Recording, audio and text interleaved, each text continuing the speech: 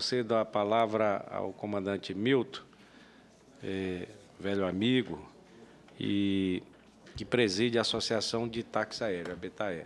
A palavra, Vossa Senhoria, amigo.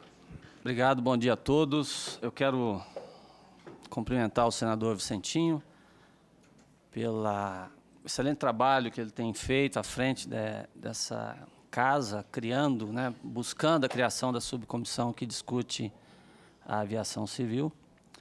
Dizer para o senhor, senador, que Vossa Excelência virou uma esperança para os aviadores, empresários, especificamente aqueles de empresas de menor porte. Quero cumprimentar todos os componentes da mesa, autoridades, amigos da BTAE que estão aqui conosco. E, para nós, eu acho que essa criação da subcomissão é um marco na nossa história da aviação.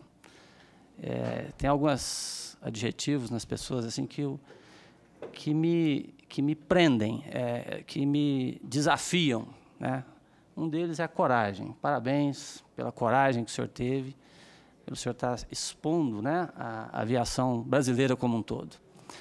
Senhores, eu queria falar um pouquinho da BTAE. A Associação Brasileira de Táxi Aéreo, ela tem pouco mais de 1 ano e meio. E ela nasceu de um grito de desespero dos empresários, proprietários de táxi aéreo de pequeno porte e médio porte. A associação ela foi idealizada por 3 empresas que estavam com as suas operações próximas de pararem por falta de condição de cumprir as exigências que estavam, então, sendo criadas. Na lei de criação da ANAC, o retorno dos militares, até a própria vontade da presidente Solange, então presidente Solange, de modernizar a ANAC, eu acho que alguns equívocos foram cometidos. Por exemplo, de fechar as unidades regionais, centralizando Brasília, Rio de Janeiro e São Paulo.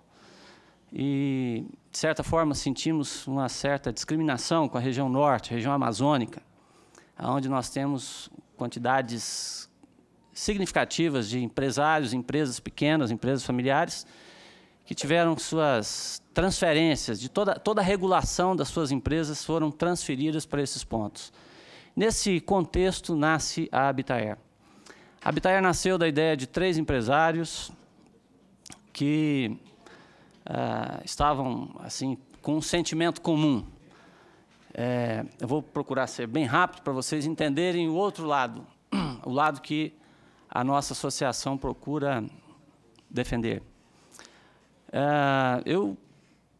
A minha trajetória na aviação, com muito orgulho, eu digo para os senhores que eu comecei na aviação lavando avião. Depois eu fui para manutenção como auxiliar, mecânico, piloto profissional e comprei o meu primeiro avião com o sonho de montar uma empresa de táxi aéreo. Eu estou na aviação desde os meus 17 anos, conheço o Brasil, conheço a Amazônia, voo pelo Brasil, conheço as particularidades de cada região do país. E, conversando com alguns empresários muito bem-sucedidos aqui em Goiás, um deles chegou para mim e falou: Milton, eu não tenho mais prazer no táxi aéreo. Se eu pudesse vender, eu venderia a empresa. Eu estou falando de empresas grandes, que desse táxi aéreo, inclusive, nasceu uma linha aérea. O outro empresário chegou para mim e falou: Milton, eu não paro porque minhas filhas gostam da aviação. E eu percebi que um cansaço, um abatimento estava sobre todos os empresários do setor, da aviação do nosso nível, né? A base da pirâmide, vamos dizer assim. E, nesse contexto, eu comecei a puxar nas minhas memórias, na minha trajetória de vida, por que desse desânimo? Por que essa apatia, né? A falta de ousadia que tinha abatido sobre nós, empresários? E eu lembrei, senador, me permite aqui quebrar um pouquinho o protocolo, eu lembrei quando nasceu o sonho de ser aviador. Eu, aos 7 anos, eu amarrei uma toalha nas costas e pulei numa caixa d'água. Foi a primeira surra que eu levei da minha mãe voltada à aviação. Depois de um colégio, já com uns 13 anos de idade, eu pulei com guarda-chuva. Queria ser aviador. Você não escolhe, você nasce aviador. Essa paixão, ela está no seu sangue. Você não pode pegar uma pessoa que não tem aquela paixão e querer colocar na aviação. Você não fabrica um aviador, ele nasce aviador.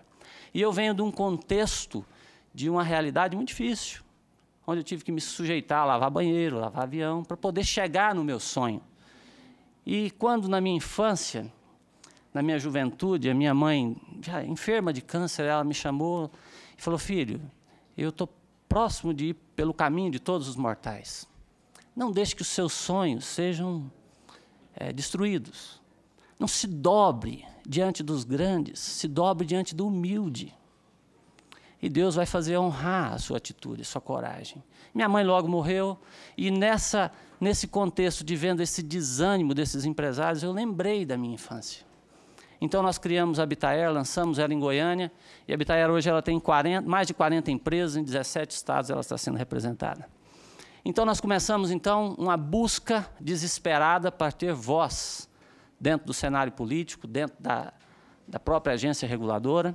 E nessa caminhada, nós tivemos com o Ministério da Defesa, Secretaria de Aviação Civil, várias reuniões com a diretoria da ANAC, com a presidência da ANAC, e nós entendemos que muita coisa já foi feita. O caminho é longo, ele é árduo, mas ele está sendo percorrido, e nós estamos tendo um sucesso relativo pelo nosso tamanho e pelo tempo de vida que nós temos. Então, para os senhores terem uma ideia, a legislação que rege uma empresa que voa voos internacionais, transcontinentais, ou de helicópteros, aeronaves, eu não sei o que vale um helicóptero desse que voa para a Petrobras, mas deve ser aeronaves de 6 milhões de dólares, 4 milhões de dólares, por aí. 22 milhões de dólares. A legislação que rege esse patrimônio é a mesma legislação que rege uma aeronave de pequeno porte que voa na Amazônia. É preciso nós entendermos o Brasil como um todo, e não como um ponto isolado. A legislação, senhores, que nos rege, teoricamente, ela é apontada como a legislação do RBAC 135. Mas eu tive o cuidado de trazer para os senhores ver, está aqui à disposição. Essa é a legislação que rege um táxi aéreo de pequeno porte. Uma empresa, por exemplo, familiar, que tem um avião. São 26 documentos. Está aqui à disposição dos senhores. É impossível dos empresários de pequeno porte iniciar e cumprir uma legislação dessa. Aí eu pergunto para os senhores, qual empresa de pequeno porte vai crescer, dar certo, se tornar uma linha aérea? Nós não sabemos. Nós entendemos que o pastor, ele cuida das ovelhas, ele não espanca as ovelhas. O pastor, ele conduz ela aos pastos verdejantes e não ao abismo. E essa oportunidade de fala que nós estamos tendo é para tentar trazer essa realidade ao conhecimento dos senhores. Porque essa legislação conduz as empresas ao abismo. Tem muitos empresários que optaram em fechar as empresas e ir para a clandestinidade. Senhores, eu conheço um empresário que ele chegou para mim e falou: Milton, minha esposa, meu pai e meu filho sofreram um acidente e eu os sepultei. Eu encontrei força no meu trabalho para sobreviver, mas eu não tenho mais ânimo para tocar a empresa de táxi aéreo. Não há incentivo nenhum por parte das agências reguladoras do governo para que eu continue sobrevivendo.